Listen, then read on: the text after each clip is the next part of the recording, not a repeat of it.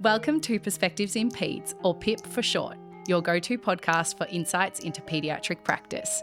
From clinical approaches and emerging research to the everyday wins and challenges, we bring you OT perspectives that inform, inspire, and spark conversation. Hi everyone, welcome back to Pipcast. Today we have an exciting guest. I'm joined by my colleague Caitlin, and she's going to help me to interview the amazing Haylee Parfett. I'll give a little bit of a rundown and read Haylee's bio, which I think doesn't even do her justice. But Haylee is a speech path with a passion for working with people who have complex communication needs. She's a sought-after presenter, trainer and mentor in the area of augmentative and alternative communication and has specialised in the field for over 18 years now. It goes quick, doesn't it? Yeah, really quick. Yep. Haylee has presented nationally and internationally on AAC, Communication Accessible Schools and Autism and Communication, and consulted to special schools and autism schools throughout Australia and the UK. Haylee owns and runs a speech pathology practice in Melbourne, which supports children and adults who use AAC. She's a certified pod presenter and provides a range of workshops and consultative input to organisations throughout Australia. So welcome, Haylee. Thanks for having me, guys. I'm really, really pleased to be here. It really is our pleasure. So Caity and I are just going to fire questions at Haylee, and we'll pretend that we have things to offer, but really we're just here to pick your brain, and we've heard you speak to us a couple of times. I've presented alongside you before, and you're a wealth of information, and we just wish that there was 400 of you. We think that the work you do is so cool and so important, and we hope that clinicians listening really have more of an understanding of how speeches can work in that space and know where to refer, and if not, to reach out to you to get some extra support in that space. So I'll let Caity kick it off with the first question and we'll go from there. Wonderful. So Haylee, can you talk to us a bit about what AAC is and also the different types of AAC that's available? That's probably a really good place to start, Caitlin. AAC, as Jackie said, is augmentative and alternative communication. And I really like to think of it that it's pretty much anything other than speech. That's the simplest way to think about it. Formally, it's any method that supplements speech. So that's the augmentative part. And the alternative part is anything that we use instead of speech. So you can kind of think about it in that way. There is a bit of stigma around AAC, but I like to really try to remember that we all use AAC. So we all use it when we pick up our phones and text somebody, or we pick up a pen and write a note to someone, or we're in a noisy room and we need to gesture across a distance. So it's not just used as someone's primary mode, which we'll be speaking mainly about today, but also as an adjunct mode for most of us in our daily life. I love thinking about it that way. Yeah. That's really cool. I haven't thought about it like that before. I think we need to broaden our understanding of it and hopefully broaden our use of it by having a wider range of AAC modes that we think about when we really think about AAC. So, Yeah, that's really cool. Have you found over the years that you've changed the types that you kind of are aware of, or how flexibly you use it? Yeah, I mean, it's what I do every day in, day out. I work only in AAC, so I'm very familiar with all of or most of the ranges of AAC. I think I initially started out using unaided AAC, which is kind of the body-based mode, so body language, body movements, facial expressions, those types of things, and then started looking at non-electronic modes, which are the paper-based resources. But then technology has advanced so much over the past 18 years that we have so many more electronic modes of AAC available now. So it doesn't diminish our use of the non-electronic or non-tech-based modes, but I think we just have so many more to choose from now. So it's a really wide toolbox of AAC strategies and resources that we can access. It's probably ever evolving too. Oh, Do you find that there's hugely. always new things coming out? And Yep. it makes it quite a cool space to work in, I'd imagine. also overwhelming at times because you can't keep up to date. I mean, it's what I do all the time, and yet there's new apps, there's new research, there's new strategies and proposals of the implementation of AAC as well. So it is really challenging to keep up with that. And with AI coming in to our industry quite strongly, that's another area that we're trying to grapple with and trying to get our heads around. But again, it's advancing almost more quickly than we can keep ahead of. And I can imagine when you're working with clients, it takes a long time to teach and roll out. So you don't want to sort of spend all this time investing in something and then realize that something better is out by the time you're sort of using it. Yeah, it's a really good point to bring up actually, Jackie. We talk about the silver balls of AAC. So it's kind of this mentality that for some people will work on one AAC tool or resource, and that might be a non-electronic, paper-based or electronic. And then if that's not working, or if we find something that looks more exciting or has just been released or there's a lot of hype about it, we grab that silver ball and we think that one's going to be better, easier, more successful. So we do have to be conscious of that actually, that our strategies and implementation is very targeted towards that individual, and we kind of resist the temptation sometimes to go to this new piece of technology or this new resource just because of the fancy kind of bells and whistles that it may present with. Yeah, nice.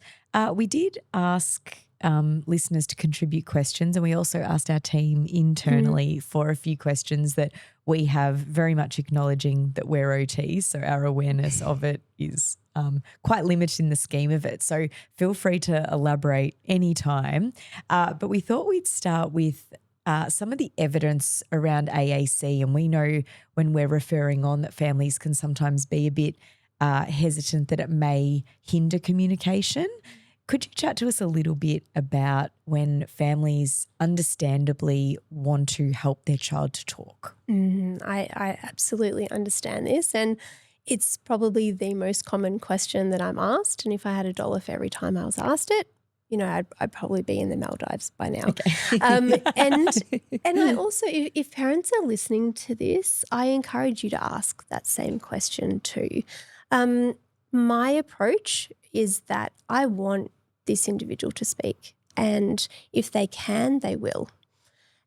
Generally, we find that if someone has the ability to speak, it's not a lack of motivation or any other factors. It's because it's either physically really difficult for them to do that, or there's some psychosocial factors that are also playing into it. But I reassure parents that I'm never going to give up on speech, and that it will always be the most efficient and effective mode for a person to use if they can.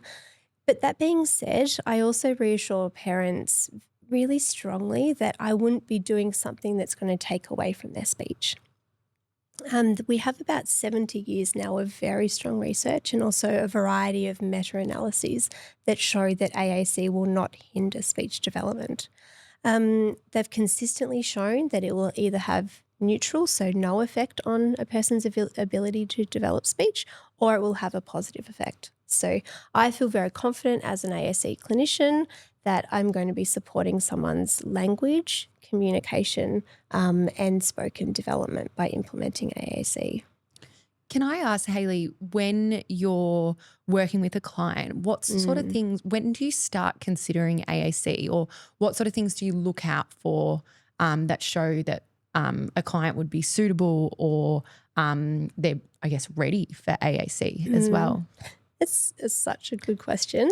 I will go into a little bit of depth on this because I think there is a misconception out there that there is a number of factors for readiness. And I say that with quotation marks because I was taught when I was at university that there were a number of prerequisite skills that a person had to demonstrate to be able to qualify for AAC. Yeah, and I think that's actually a common myth in the AAC field and even in the speech pathology field. But we now know very strongly from research and clinical evidence that there are no prerequisite skills for AAC at all.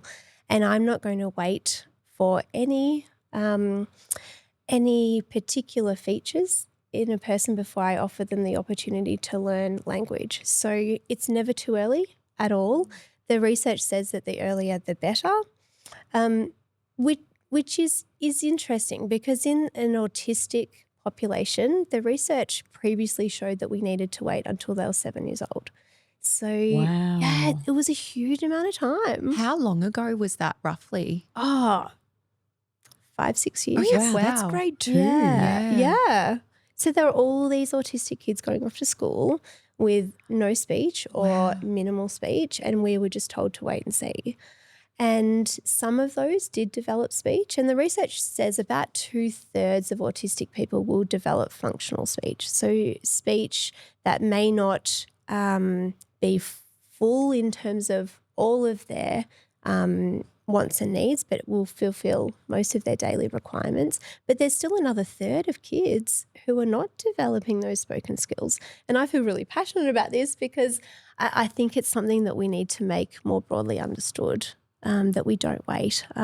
There's researchers and clinicians that actually state that for our autistic guys, they should be offered AAC as soon as they're diagnosed with autism.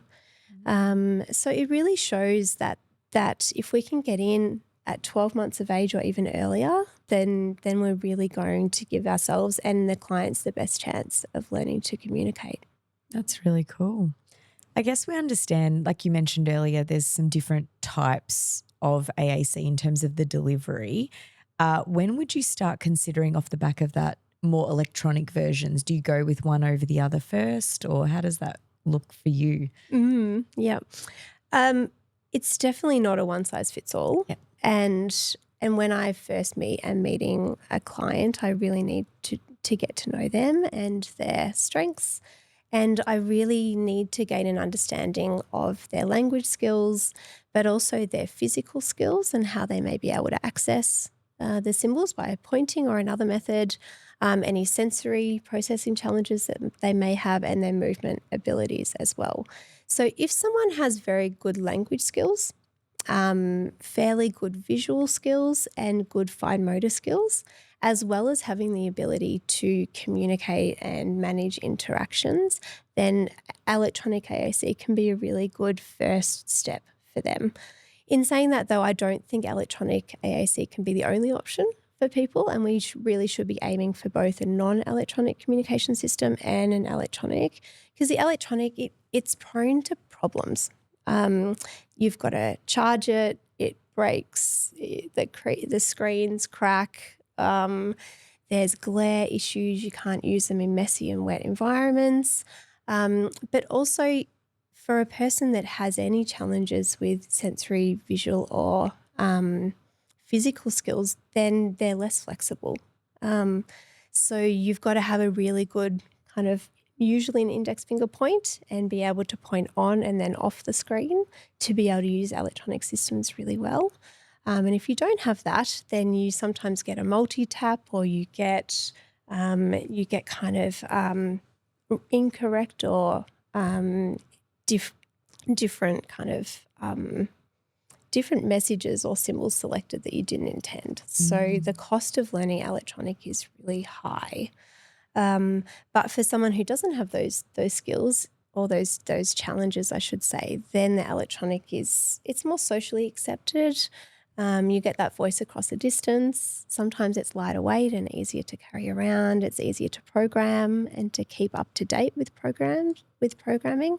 But it's really got to be tailored to the individual needs of that person. Can I ask as well, with the electronic verse, like paper copy, Yep. You mentioned that it's good for clients to have both, which I thought was quite interesting because obviously they can be both really large, complicated systems. When a client has both, are they kind of like a carbon copy of one another, or do they work differently in terms of how you navigate through? Yeah, where possible, we try to make them as similar as we can. So if you can have the same symbol set that's used from non-electronic to electronic, then the individual doesn't have to relearn the meaning of those symbols. You also want to have similarities in the way it's laid out on the page. Yep. So routine placement helps to build automaticity. You don't have to visually scan over the pages as much, and you can build motor planning and motor automaticity more quickly. In terms of the organisation of the symbols, you want to have as much consistency in that as well. That does create problems though. The only robust non-electronic communication system we currently have available commercially is the POD system, so Pragmatic Organisation Dynamic Display, which is sorry to both interrupt, but modes. for those who are watching, you'll see on the video in front of us, My Hayley's actually apologies. brought in a whole stack of things that to demo, which is cool. Like if you want to hold some up, I'm sure some of the listeners would, or listeners, watchers, followers would love to see what a pod is for those that are unfamiliar. Yeah, absolutely. I've just brought in a few selections, and these are the non-electronic resources that we have available in the robust. So when I say robust, I really mean symbols for a whole range of different pragmatic functions. So requesting, giving opinions, giving stories, asking questions, complaining, all of those things. Core vocabulary, so commonly used words and phrases that make up about 70-80% of what we say, but also what we call fringe vocabulary, so really specific terminology for the individual. And that's needed to introduce topics and to speak in detail on things. So a robust system, this one here, for example, is what we call a 9 early functions pod. It's designed to have language in there for about an 18-month to 2.5-year-old language level.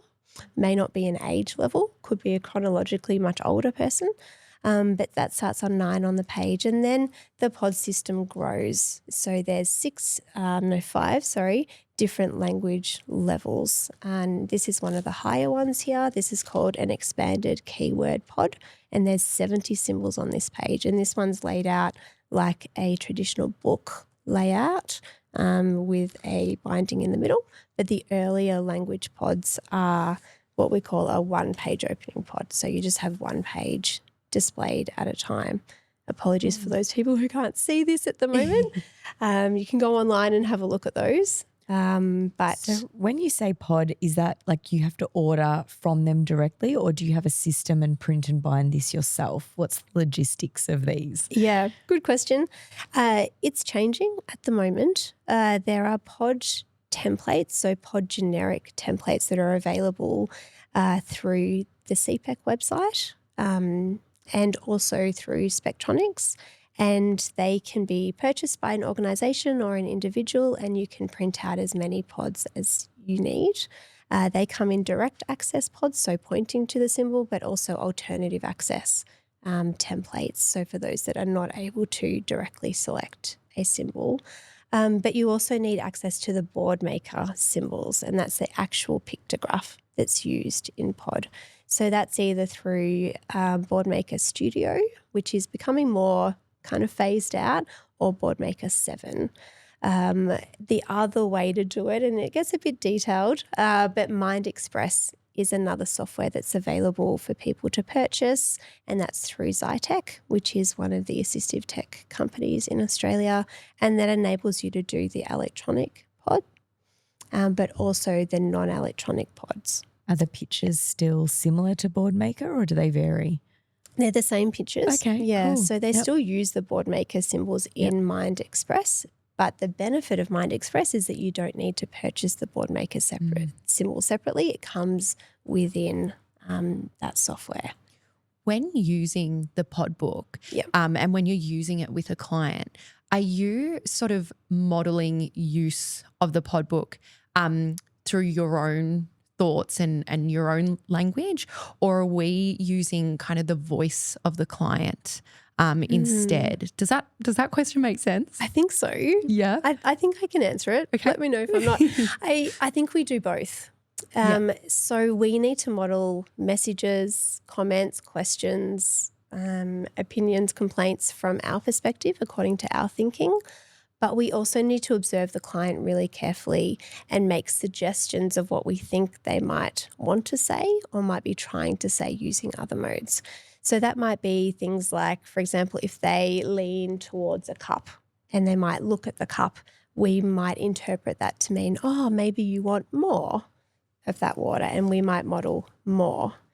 But I'm really cautious not to put words in their mouth. Yeah. And I think I use the words think. So I think you might want more of that water, or I use the word maybe. And then I watch them to see whether they might confirm my interpretation, maybe by nodding or looking at it or leaning forward, or they might completely deny that and by looking away or doing it in any other way. So we do need to model both perspectives. Yeah. It's really cool, isn't it? Yeah. I'd love to see you in action. Oh, I think gosh. I feel like you'd be really proficient. Like looking at it, obviously, we can relate to clients like learning to use this in the same way how complex learning language is. And I think we take that for granted sometimes. But it's looking at how complex it is, it really is a learnt skill that I would imagine requires a lot of family buy-in.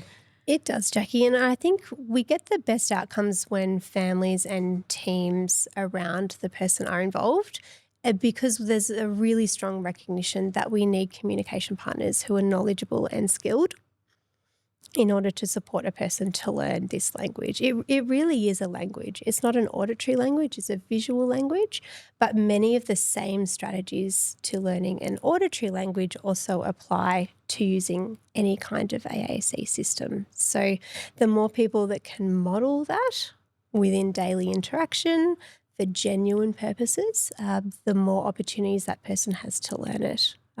But we're talking about long-term input. Haylee, I'm going totally off script here because my laptop is not working for whatever reason. Okay, go for but I've got another question in terms of use of Podbook or electronic AAC. Sometimes my clients who are using them, I find, their attention at times can be quite fleeting, or they might move from one thing to the next really quickly. And I'm just interested because often I find it hard to really navigate the AAC myself. And so you were talking about I guess moments before in terms of, I wonder if you want more. If a client has kind of moved on from that moment, would you still try and model that moment using the AAC? Yeah, I would. Yeah. I would still interpret whatever they did and attribute meaning to that with language, and I would model that. So say, for instance, they turned away and they walked away. I might interpret that as finished, So I might model, I think you're telling me finished. You walked away then. I think you're done. You're all finished. And they have no pressure or demand to imitate that, to look at you, to respond in any way, but they're hearing you say the word finished. They're perhaps fleetingly even looking at that, even out of their peripheral vision. But that's an opportunity for them to learn that that symbol and that word is associated with my behaviour right then. And that's how we all learn language. Repeated associations of a sound to a meaning or a concept over time. So yeah, I absolutely think that we can do that, but keep the modelling really simple. That's one of the common mistakes I see people do, is that they'll be kind of flipping through a pod book, or they'll be 3 or 4 levels down in a device trying to say something that's long and complicated, and the individual has moved away. I mean, one of the best things I think about a pod is that there's a really quick language on the front page and the second page, which applies to a whole bunch of different contexts, and we can just model single word messages. I think you're finished, and point to I and point to finished. Or if someone looks like they need help, we just say, help, I'm going to help you. And it's quicker. It's so much more efficient than turning all the pages. Doesn't all need to be full sentences. Yeah, it really doesn't, especially for our emergent communicators who might not be yet expressively using language. We only need to be modelling one level above where they're at with their language. So there's no need to model 2 or 3 word messages. You can keep it simple for those guys. So it really sounds like the communication partner or whoever's supporting them with AAC really needs to get their head around AAC as well in terms of navigating it. Would you say that's correct as well? Look, in an ideal world, yes. Yeah. We would all be involved and on board, and we would have these beautiful, rich communities supporting people to learn it by using it themselves. But in reality, it's often not the case. I mean, if people still believe in some of those myths of AAC or there's resistance, then it may only be one key person that's modelling that language and making it available. And communication partner training is a big part of our field, and there's really wide recognition that without it, devices will be abandoned and people won't necessarily get great outcomes in AAC. So at my practice, we do a lot of education and a lot of coaching for partners to try and get them on board. But life is also busy and things move really quickly. So I think we also need to be compassionate with ourselves and realise that some days we'll model more than others, and that's okay. Yeah. I guess knowing that we get all different clinicians that listen, from speechies through to potentially social workers and psychologists and other OTs, what sort of symbols or books or visuals should, from your perspective, all practitioners kind of have in place as a baseline? And if you want to elaborate on that for speechies as well, we'd love to hear your thoughts on that. Yeah. I think it's first thinking about what the goal would be of that support. So from my perspective, if I feel that someone needs any kind of visuals to support their comprehension, then I'd be looking at putting some things in place, some resources. Or if someone needs AAC or visual supports to help their expression, then I'd also be doing that. With comprehension supports, there's some basic strategies that we could use, and for those watching, I might show you as well. This isn't just specific to speeches, but I think a range of allied health are already using these, but visual schedules where we either have a vertical or a horizontal board of some sort, and then we visually display the expected activities that might be available, or we provide a sequence for someone that we want them to move through. We need to ensure that this is done in a really neuro-affirming way though, and there's some discussion around how we need to kind of decrease some of that structure in our sessions as well. But for someone who needs it to understand what's going on and how someone wants to really move through a period of time or what they need to do as part of a routine, then those single symbols can be really useful. Would you suggest still using Boardmaker so it's consistent, or for those that don't have access to that, is any symbol better than none? Yeah, where possible, try to keep it consistent. Yep. Not necessarily Boardmaker, but whatever symbol set is being used on that person's device. If they use Proloquo or Proloquo to go, that will be symbol sticks. And if they use a Liberator device, then that's different symbol set again. Okay. Yeah. So it's hard to just have a consistent thing within clinics that you would necessarily use. I mean, Boardmaker is really widely used in Australia and probably the easiest to access. So Boardmaker, even if it's not consistent, is probably better than nothing in my opinion. But just acknowledge that, and where possible, reference the symbol that you're using in your visual support to the person's communication system as well. Okay, that's really helpful. I know we're going off track, and I find that what you mentioned about being affirming really interesting, and I think we're quite passionate about that here as well. And I know in the community there has been a lot of misuse in the past of using symbols to have really strict first and then, or and I guess something I really found useful, I think Autism Level Up puts some really cool resources about how to use visual schedules. They do like a first until and they have a lot of different options around like time. And so if people want tips around how to use a visual schedule in a more affirming way, Autism Level Up has some really cool resources. We'll share that in the link as well, because we share your concern with wanting agency and to be affirming and not using symbols to place too much rules or be used to, for lack of a better description, manage behaviour. Absolutely, yeah. And I think it's important to understand the distinction between a symbol being used for behaviour regulation or management a symbol being used as a comprehension support and also a symbol being used as someone's voice. And I think there has been confusion around those things. And the AAC field is really strongly advocating that symbols be used primarily to support someone's communication autonomy. So enabling that person to have access to language that reflects their own thinking and isn't prompted or demanded by anybody else. So if you're using symbols for purposes that are other than that, please be really clear on what the goal is. And like Jackie said, educate yourself around how to use visual supports differently to an AAC system in a really positive and supportive way. It's all about like opportunity and access, isn't it? And modeling as opposed to, using it as a way to have our own needs met, I suppose. Yeah. And I still see that a lot. And it's probably one of my bugbears in that people will say they might get a pod, for example, and they'll say, point to more. And it just makes my blood boil, to be honest, because that's not supporting someone's autonomy at all. That's being really directive in making them say something that does not originate with them and actually is very adult directed.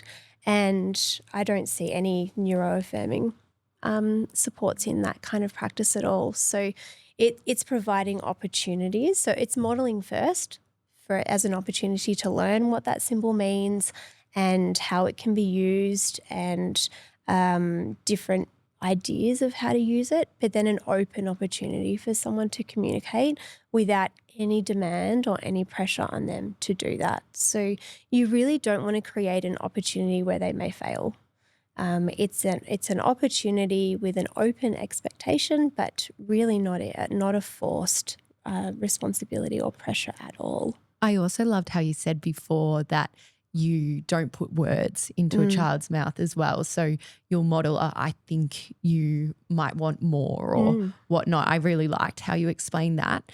In terms of when a client or a child or a person starts using AAC, how should we as other allied health professionals or as OTs, how can we like best support you in what you're doing or the family and the child? I think asking questions where you can get in contact with the speech pathologist or the school perhaps that has prescribed that system and be inquisitive and curious about it. Ask, why did you choose this one?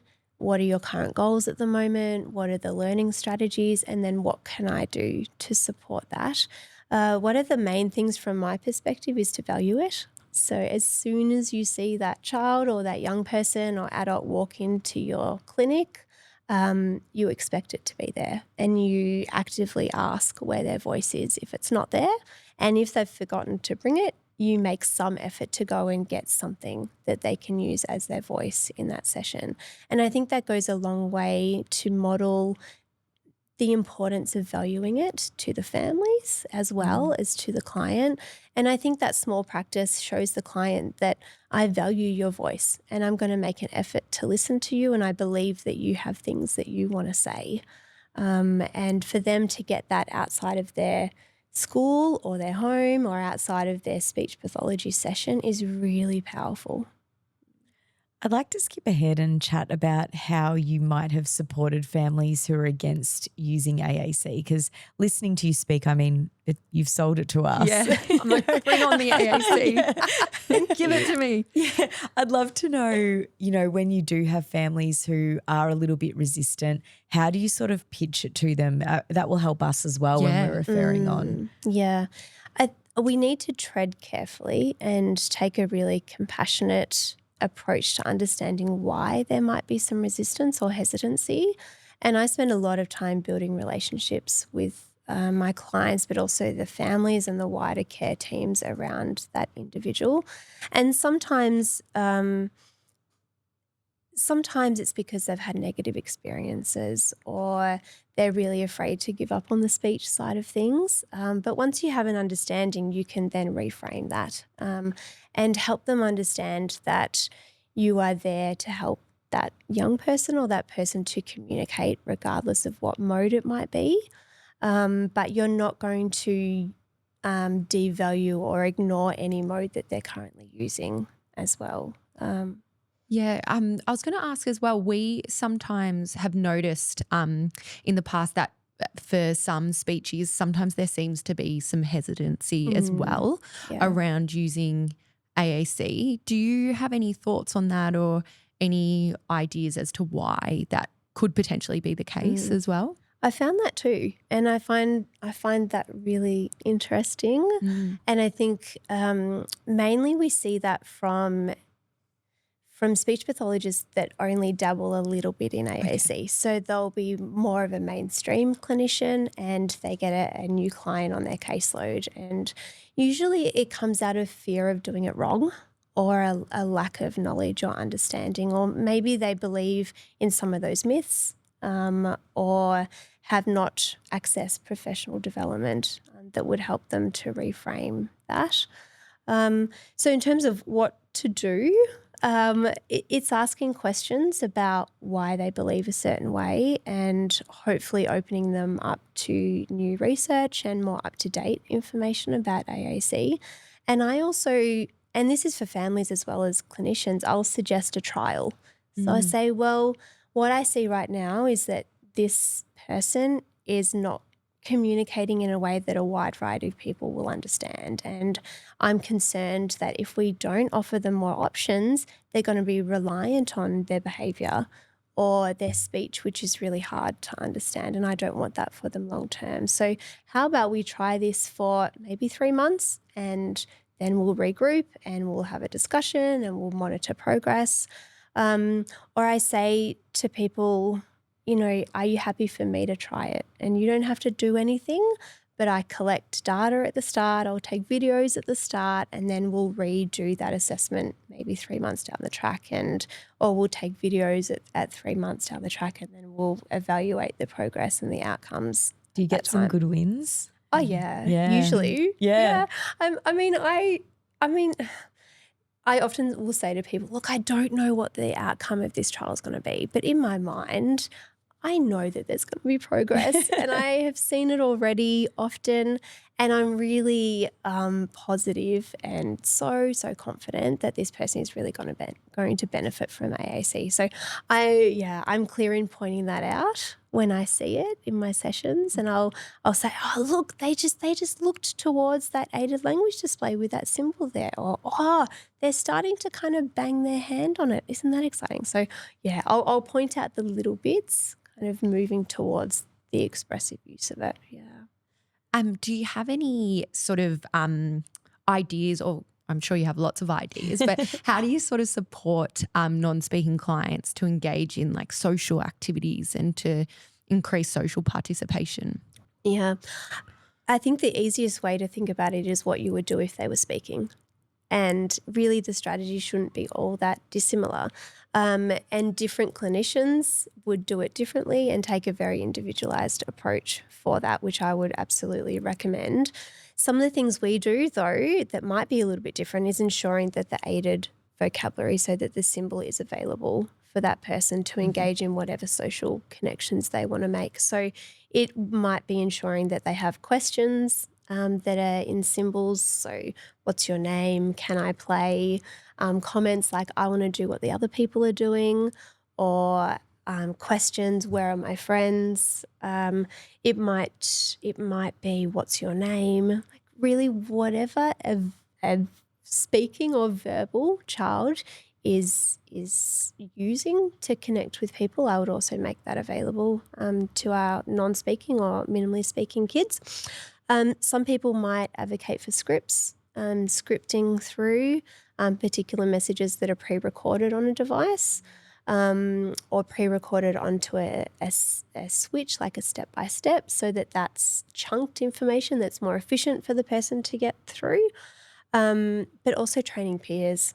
We do a lot of education going into classrooms to tell and teach the peers how to pick up on someone's initiation, to recognise that they've got something to say, and then how to respond when they're using AAC. Yeah, so it's really supporting that two-way sort of communication. Yeah, I love absolutely. that. Have you got any tips and tricks for us around ensuring consistent sort of communication strategies across environments, so home, school, whatever sort of community activities a child's involved in?